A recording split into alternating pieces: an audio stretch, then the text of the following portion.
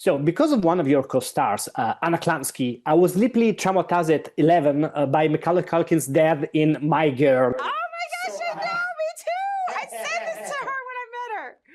Is this your biggest emotional trauma you have ever experienced while watching the movie? Oh, Javier Bardem's performance in Beautiful. Oh. I think I cried probably for an hour after watching that movie. I had lost my father a few years prior to seeing the film, and it just destroyed me. Yeah, it's a performance that has stayed with me. Oh, wow. You know, honestly, really, I think there's been several over, the course of my life. When Bambi's mum died, that Classic. as a kid, that really did mess me up.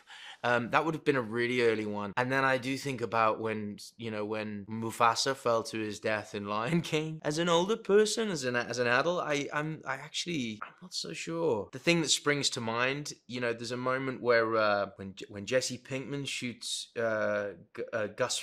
Is the character Gus Fring? Is that right? Or is Gus the Poyos Hermanos guy? The science guy, the replacement cook, really lovely actor with the curly hair.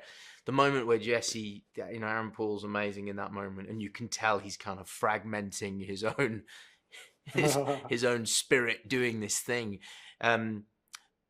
But yeah, that's the thing that springs to mind. I'm not sure that would be the absolute thing, but that's the thing that springs to mind. I would say there's a moment in Empire of the Sun, Steven Spielberg's Empire of the Sun, that I always get choked up at. It's when the boy said, Christian Bale says, "I can't remember what my parents look like." I find that scene just stunning, striking, heartbreaking. Another movie I tend to get really worked up with is Searching Bobby Fischer, Steve Zalian's first movie.